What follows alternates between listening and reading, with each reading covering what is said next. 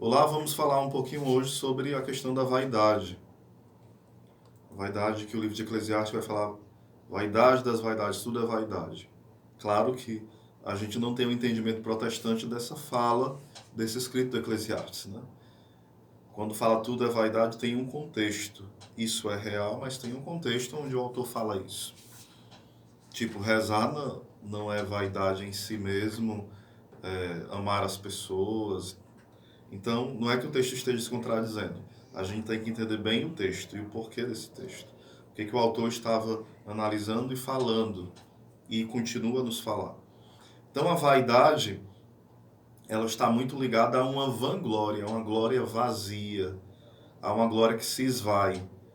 Ou seja, o homem que, vai falar Santa Catarina de Sena, quando ele se envaidece, ele se torna como sendo um ladrão da glória de Deus. Ela refere isso à soberba, mas a gente pode falar também da vaidade.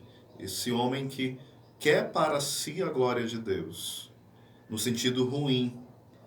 Ele quer roubar, não porque ele queira glorificar Deus, mas ele quer a glorificação para si mesmo. Então a vaidade está muito ligado a um desvirtuamento que nós temos de nós mesmos e um desvirtuamento de que nós temos do entendimento de quem é Deus. Vai falar Santo Agostinho, também Santa Teresa de Ávila, que quando o homem se conhece e não conhece a Deus, ele acaba ficando envaidecido, orgulhoso,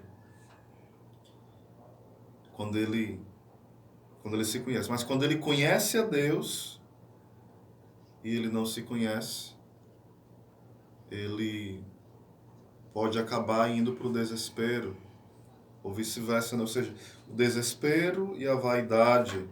Aí vai falar Santo Agostinho e Santa Teresa que o conhecimento de Deus e o conhecimento de si que é este grande segredo de nós avançarmos na vida espiritual. Então, o vaidoso, ele desconhece de fato quem é Deus. Claro que conhecer Deus na plenitude, isso nós não conhecemos aqui.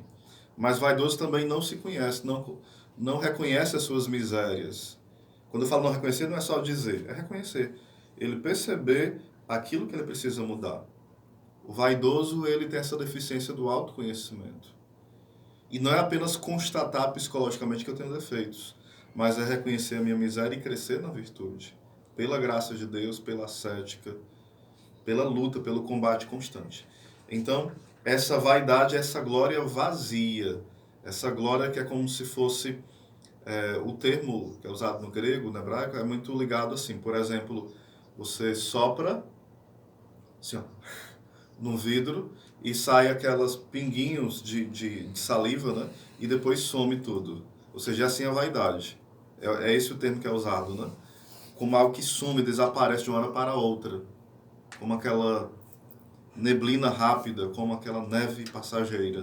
Ou seja, a vaidade, somente vai ser vaidoso quem não medita sobre o seu fim último, sobre as coisas eternas, sobre o purgatório, sobre o céu, sobre o inferno, sobre o dia da nossa morte. Então, o vaidoso, ele é apegado a si mesmo. A vaidade é uma loucura de apego a si próprio. Vai falar Santo Agostinho que existem as duas cidades, a cidade de Deus e a cidade dos homens. Ou seja, a cidade dos homens é o amor de si até o desprezo de Deus. E a cidade de Deus é o amor de Deus até o desprezo de si. Um desprezo no sentido sadio. Não é que você vai se odiar, mas é morrer à vontade própria. Então, isso é um pouquinho sobre a vaidade. A gente está falando sobre os pecados capitais, falando sobre a gula, sobre a luxúria, sobre a vaidade. Depois nós faremos também vários vídeos falando como vencer esses pecados. Um abraço para todos.